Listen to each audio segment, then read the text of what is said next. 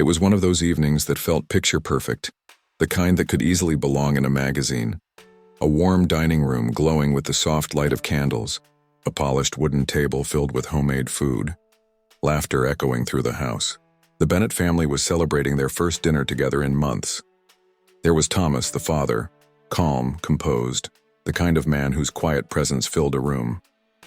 Across from him sat his wife, Margaret, a woman whose smile always seemed to hide a trace of worry. Their daughter, Lily, bright and lively, was teasing her older brother Daniel about his recent promotion at work. It was the kind of teasing only a sister could pull off, affectionate, but sharp enough to make him roll his eyes. The air smelled of roasted chicken and rosemary. A record player hummed softly in the corner, playing old jazz, the kind that made everything feel timeless. The room was warm, peaceful, and safe, or at least that's what it looked like from the outside. Daniel raised his glass for a toast. "To family," he said, smiling. "Even when we don't always see eye to eye," they laughed. Margaret dabbed her eyes with a napkin, touched by the gesture. "To family," they echoed. For a few fleeting moments, everything felt right. No arguments, no tension, no reminders of the difficult months behind them. Just warmth and familiarity. But something lingered, an unspoken heaviness. When Thomas glanced toward his wife, she quickly looked away. When Daniel caught Lily staring at him, she smiled, but her eyes didn't match her smile. Beneath the laughter and toasts, silence lived. At exactly 8:43 p.m., Daniel's phone vibrated on the table. He frowned, glanced at the screen, and stood up. "Just a quick call," he said, slipping it into his pocket. Lily teased, "Tell your mystery girlfriend we said hi." He smirked and left the room. The sound of his footsteps faded down the hallway. The rest of the family continued eating, chatting idly about the news, their work, their plans for the upcoming weekend. Minutes passed, then 10, then 20. Margaret glanced at the clock. "He's been gone a while, hasn't he?" Thomas shrugged. Maybe it was an important call. Lily frowned, listening to the faint silence that seemed to stretch too long. "But I didn't hear the front door." The music kept playing, but the warmth in the room began to fade. Margaret called out, "Daniel." No answer. She stood up, wiped her hands on a napkin, and walked down the hall. His phone lay on the kitchen counter, screen still glowing from a missed call. She checked the door and locked. She checked the backyard, quiet, no movement. When she came back, her face had lost its color. "His phone's here," she whispered. Thomas looked up from his plate. "What do you mean?" "I mean, he didn't take it. He's not outside. He's just gone." The clock ticked loudly in the silence that followed. The soft jazz now sounded eerie, echoing through the empty space where Daniel's laughter used to be. And for the first time that evening, everyone at the table felt it. That strange, heavy feeling they'd been ignoring all along. Something wasn't right. Something had been wrong from the very beginning. Days passed, and the news of Mrs. Jenkins' sudden death spread through the small, quiet neighborhood like wildfire. Everyone had loved her, the kind old woman who baked cookies for the children and fed stray cats every evening. But after her passing, something began to feel wrong. Her house, once filled with laughter and the smell of freshly baked bread, now stood silent, except for the flickering light that neighbors swore they saw every night at 2 a.m. across the street. Nancy, a single mother and Mrs. Jenkins' closest neighbor, couldn't shake the feeling that someone was still inside that house. The first time she noticed it, she thought it was just her imagination, the light from a passing car maybe. But the next night, she saw the same faint yellow glow flickering through the kitchen window again. And again, her teenage son Eddie tried to comfort her.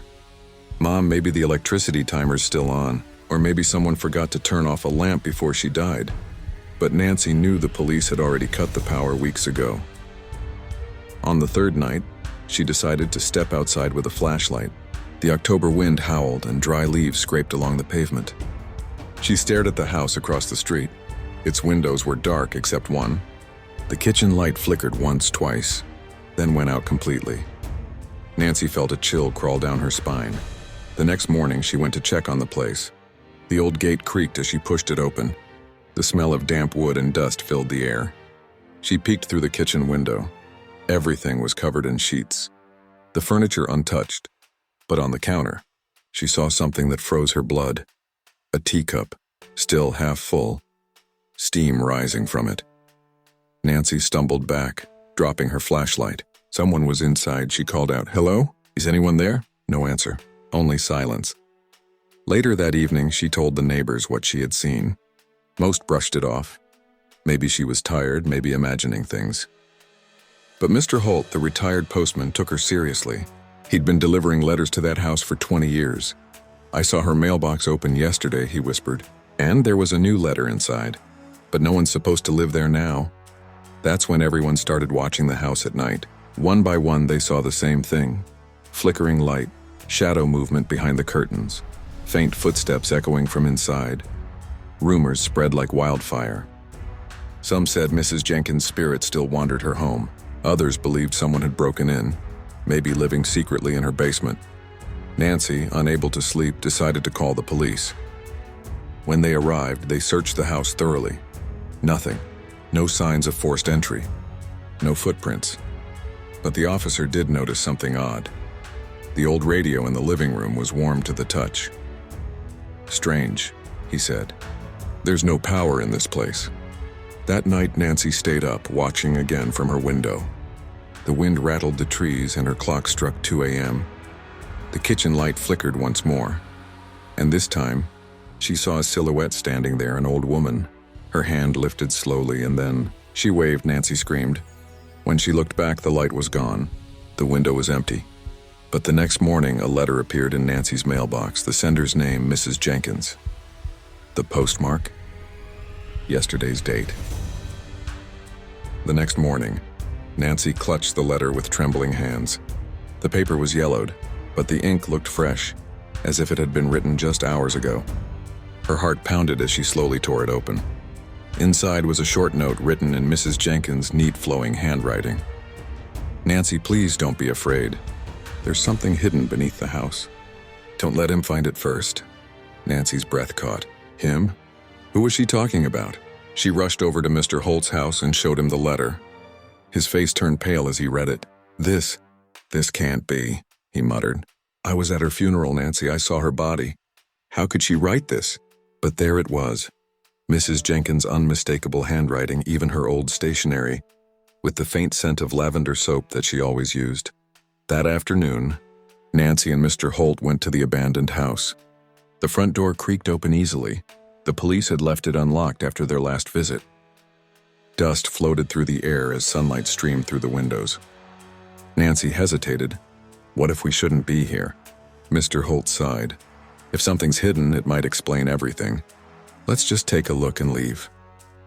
They started searching room by room. Everything seemed normal. Furniture covered in white sheets, family photos on the walls, a faint smell of mildew. But when they reached the basement door, Nancy felt a strange coldness seep from the cracks. She turned the knob. It was locked. Mr. Holt found a rusted key hanging near the kitchen sink. It fit perfectly. The lock clicked open with a groan, and the door slowly creaked downward, revealing a narrow staircase leading into pitch darkness. They descended carefully, flashlight beams slicing through the dust. The air grew colder with every step. At the bottom they found old trunks, shelves of preserves, and a sewing machine covered in cobwebs. But behind a stack of boxes, Nancy noticed something, a section of the wall that looked newer than the rest. The bricks didn't match. She tapped it lightly. Hollow. Mr. Holt picked up a crowbar from the corner and pried at the edges.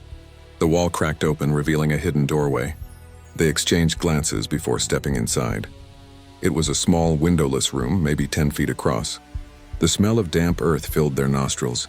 In the center was an old rocking chair, and on it sat a mannequin. Its face was eerily lifelike. Wrinkled, smiling faintly, with gray hair pinned neatly in a bun. It looked almost exactly like Mrs. Jenkins. Nancy gasped and stumbled back. What is that?" Mr. Holt's flashlight shook in his hand. "It's not a mannequin, it's embalmed."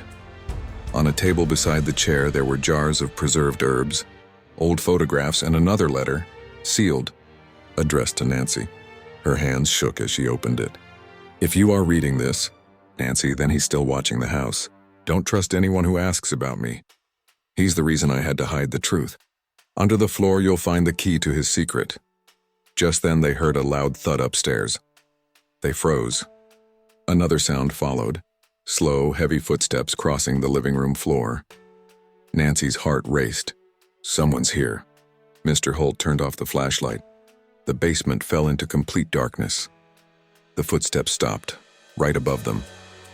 For a few seconds, there was silence, and then the creak of the basement door opening. Nancy clutched the letter to her chest. She could hear breathing.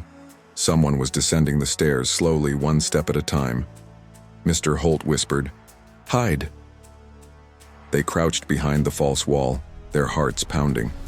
A shadow appeared at the bottom of the stairs, tall, broad-shouldered, moving with a slow, deliberate pace. In the faint light from the stairwell, Nancy saw the glint of something metallic in his hand. A shovel. The stranger looked around, then stared directly at the false wall, the very spot where Nancy and Mr. Holt were hiding. And then he smiled. Nancy's entire body froze. The man's eyes lingered on the false wall as if he already knew they were there. His expression wasn't of surprise, it was calm, almost satisfied. He took another slow step forward, the shovel scraping against the stone floor. Mr. Holt, crouched beside Nancy, whispered almost inaudibly, "Don't move." The man stopped near the rocking chair where the embalmed body sat. He touched Mrs. Jenkins's hand.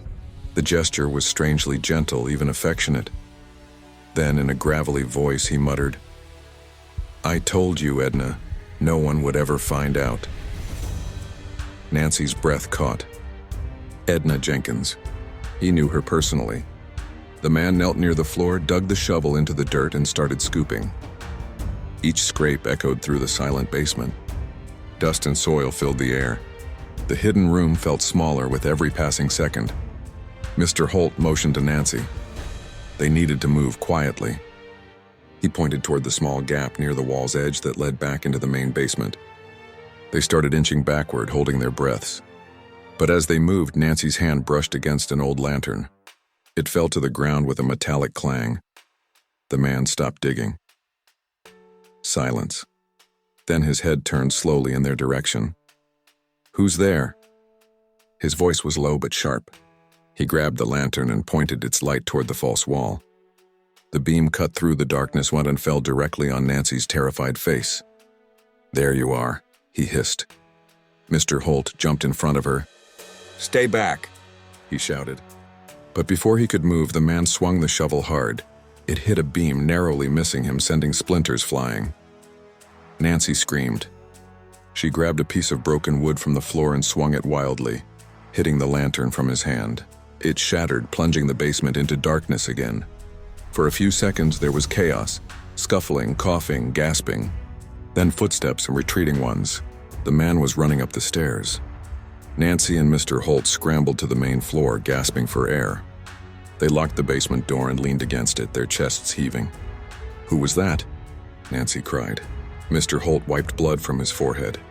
"I don't know." But he knew her. Nancy looked at the letter in her hand. "Don't trust anyone who asks about me." She stared at Mr. Holt. "You said she was buried. You saw the body?" He hesitated. I saw the casket, but it was closed. Her husband insisted on it." Her stomach dropped. "Her husband? You mean..." Before she could finish, a loud engine roared outside. They rushed to the window. A pickup truck sped away from the house, kicking up dirt and gravel. "Call the police," Nancy shouted. When the police arrived, they searched the basement. Where the man had been digging, they found something in a small wooden box, half buried. Inside it were several photographs and an old key wrapped in cloth. One of the photographs showed Mrs. Jenkins standing beside a young man, the same man who had attacked them. On the back, written in fading ink, "Edna and Harold, 1972. Nancy looked up at the officer. "Harold?" was her husband's name. The officer nodded grimly. "If that's Harold Jenkins, he died 10 years ago."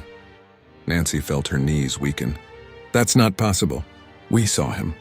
The officer stared at the open basement door, unease creeping across his face. "Then someone's been living under this house for a long, long time." The wind outside howled, shaking the windows. The rocking chair in the hidden room creaked softly, as if someone unseen had just sat down again. And deep beneath the floor, in the cold earth, the faint echo of digging began once more.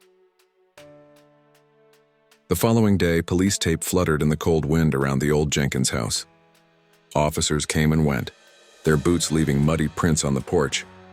The entire town buzzed with rumors. Some claimed Nancy and Mr. Holt had disturbed something best left buried. Others whispered that the Jenkins family had always been strange. Nancy hadn't slept all night.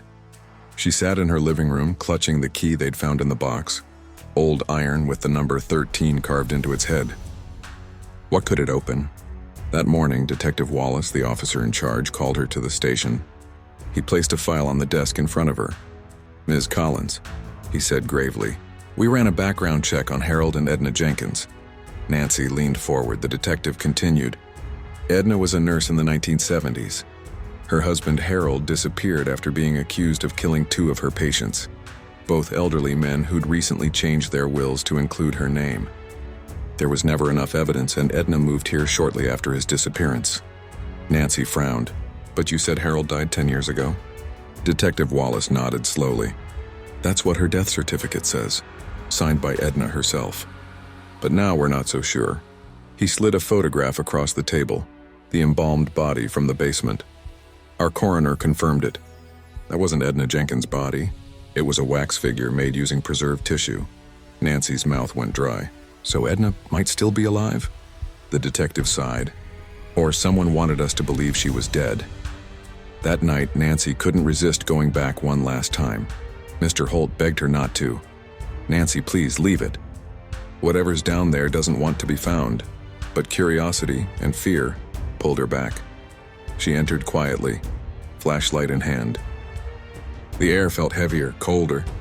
The rocking chair was still swaying slightly, though there was no breeze. The floorboards creaked under her weight as she made her way to the basement again. She followed her flashlight beam to where they'd found the box. But this time she noticed something else. A metal door hidden under a layer of dirt half buried in the ground. The key in her hand fit perfectly into the lock marked 13. It turned with a loud click. The door swung open, revealing a narrow tunnel leading deeper underground. The walls were lined with rotting wooden beams and faint light bulbs dangled from above. The smell of decay was overpowering. Nancy took a deep breath and stepped inside. After a few minutes, she reached a small underground room. Old furniture, dusty lamps, and shelves full of jars surrounded her. And there, sitting in an armchair, was Edna Jenkins, alive. Her hair was white and thin, her eyes pale but piercing. She smiled faintly when she saw Nancy. "So, you finally found me," she said softly. Nancy froze. "You're alive?" Edna nodded slowly. "He's still here, you know. Harold never left. I made sure of that." Nancy's flashlight shook in her hand. "What do you mean?" Edna pointed toward the far wall. There, etched into the stone, were dozens of tally marks, and beneath them a single word: Harold. "I couldn't let him go," she whispered. "He hurt so many people. I had to keep him close. Forever." Nancy turned the light toward a dark corner and screamed. There, half covered by soil and bound by rusted chains, was a human skeleton, the remains of Harold Jenkins. Edna stood up, her frail frame trembling. "He tried to leave me, so I buried him. Right here, under the home he loved so much." Suddenly, a sharp noise echoed from behind Nancy. The tunnel door slamming shut. Nancy spun around, heart pounding. "What did you do?" Edna's smile widened. "Now you know the truth, dear, and no one can ever leave this place knowing the truth." The flashlight flickered and died. Outside, the house looked quiet once again, moonlight shining through the windows. The next morning, police arrived to find the basement door locked from the inside. No one ever saw Nancy Collins again. But sometimes, when the wind howls through the valley, locals say they can still hear faint knocking sounds coming from beneath the old Jenkins house, as if someone, deep underground, is trying to escape.